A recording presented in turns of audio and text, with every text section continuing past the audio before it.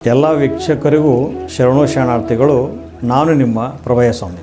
ಪ್ರತಿ ಶನಿವಾರದಂತೆ ಈ ಶನಿವಾರವು ತಮಗೊಂದು ಒಳ್ಳೆಯ ಸಂಚಿಕೆ ತಂದಿದ್ದೇನೆ. ಈ ಸಂಚಿಕೆ ತಮ್ಮ ಮನಮುಟ್ಟಿದಲ್ಲಿ ದಯವಿಟ್ಟು ನನ್ನ ಚಾನಲ್ ಸಬ್ಸ್ಕ್ರೈಬ್ ಮತ್ತು ಶೇರ್ ಮಾಡಿ. ಇದು 43ನೇ ಸಂಚಿಕೆ. ಒಂದು ಸೋಮಾರಿತನ ಆತ್ಮ ಹೇಳುತ್ತದೆ, ನನಗೆ ಮನೆ ಇಲ್ಲ, ಹಣವಿಲ್ಲ, ಕಷ್ಟ ಬಂದರೆ ಸಹಾಯ ಮಾಡೋರು ಯಾರೂ ಇಲ್ಲ, ಯಾಕೆ ಹೀಗೆ ಮಾಡಿದೆ ಭಗವಂತ? ಆದರೆ ಭಗವಂತ ಹೇಳುತ್ತಾನೆ, ಮಗು, ದುಡಿಯುವ ಶಕ್ತಿ ಮತ್ತು ಸ್ವಾಭಿಮಾನದ ಬದುಕು ಕೊಟ್ಟೆ ನಿನಗೆ. ಕೊಡುವ ಶಕ್ತಿ ನೀಡಿದ್ದೇನೆ ಹೊರತು ತೆಗೆದುಕೊಳ್ಳುವ ಶಕ್ತಿ ನೀಡಲಿಲ್ಲ. ನಿನ್ನ ಶ್ರಮಕ್ಕೆ ತಕ್ಕ ಫಲ ಮಾತ್ರ ನೀಡುತ್ತೇನೆ. ಗಾಳಿಗೆ ಗಾಳ ಹಾಕುವುದಕ್ಕೆ ಸಾಧ್ಯವಿಲ್ಲ, ಮುಳ್ಳಿನ ಗಿಡಕ್ಕೆ ಬಟ್ಟೆ ಒಣಗಾಕುವುದೂ ಸಾಧ್ಯವಿಲ್ಲ.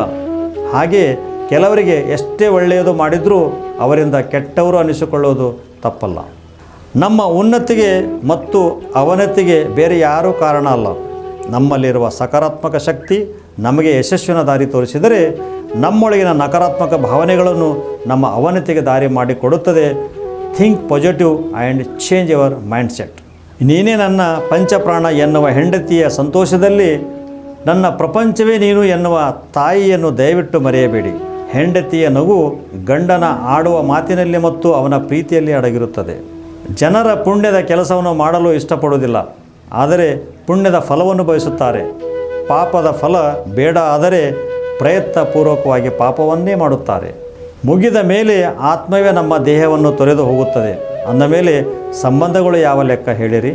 ಮನಸ್ಸಿಗೆ ಇಷ್ಟ ಆದವರು ಮನಸಾರೆ ನಮ್ಮ ಜೊತೆ ಮಾತಾಡ್ತಾ ಇದ್ದರೆ ಆ ಸಂತೋಷದ ಮುಂದೆ ಸ್ವರ್ಗವೂ ಸಹ ಬಹಳ ಸಣ್ಣದಾಗಿ ಬಿಡುತ್ತದೆ.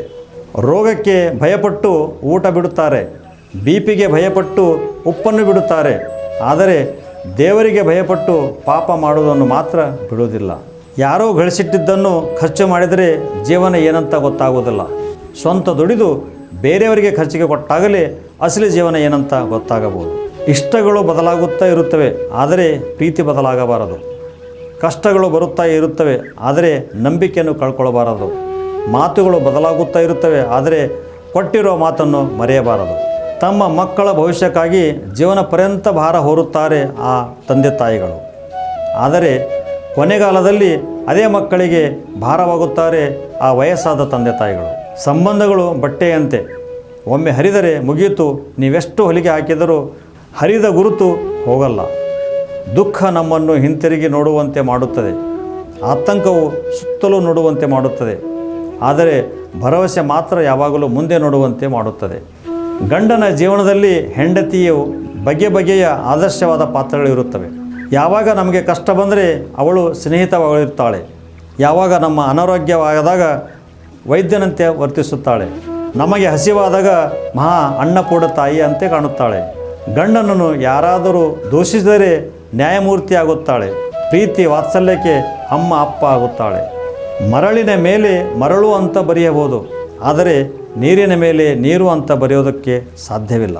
ಜೀವನದ ಆಸೆಗಳು ಹಾಗೆ, ಕೆಲವು ಸಾಧ್ಯ, ಕೆಲವು ಅಸಾಧ್ಯ. ಮನಸ್ಸಿಗೆ ತುಂಬ ನೋವಾಗುವುದು ಯಾವಾಗ ಗೊತ್ತಾ? ನಾವು ಯಾರನ್ನು ತುಂಬ ಕೇರ್ ಮಾಡ್ತೀವೋ ಅವರು ನಮ್ಮನ್ನು ಕೇರ್ಲೆಸ್ ಮಾಡಿದಾಗ ಮಾತ್ರ.